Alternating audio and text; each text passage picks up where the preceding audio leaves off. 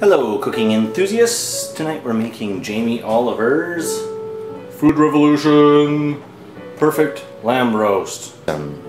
Onions, carrots, celery, and garlic, a little mirepoix, and we're going to chop them up roughly. We've already washed them. We're going to chop them up and we're going to put them underneath the roasts.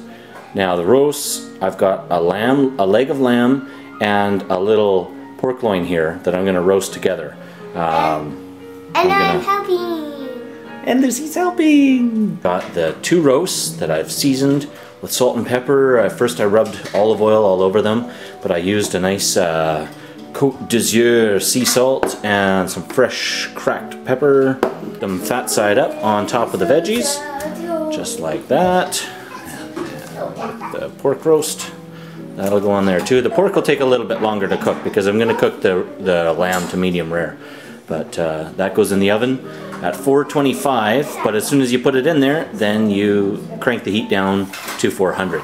Cook it for an hour and a half. I'm going to do Jamie's roasted potatoes, parsnip, and carrots. And if you are an astute watcher, you'll notice that there's no parsnips on the board.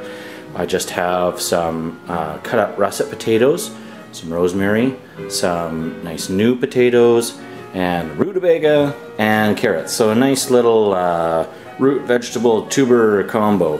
And what I'm going to do is I'm going to take all of these ingredients and put them in the pot and boil them for, well, simmer them for about 5 minutes.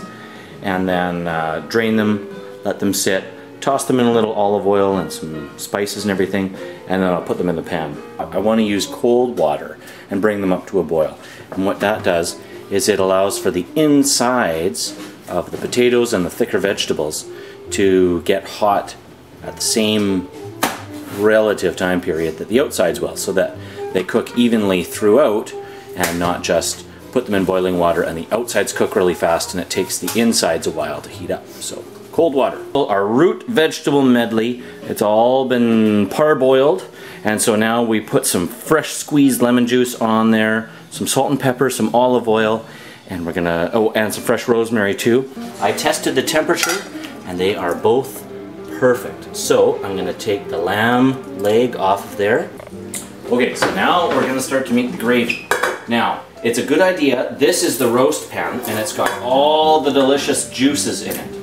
So I've got 1 cup of red wine and 1 quart of beef stock.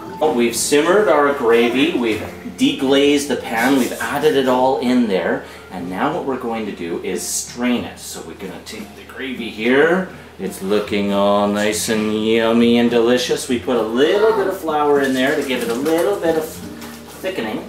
Vegetables, oh, look at that. And we arrange them on our platter, right here, our platter, right here, our platter.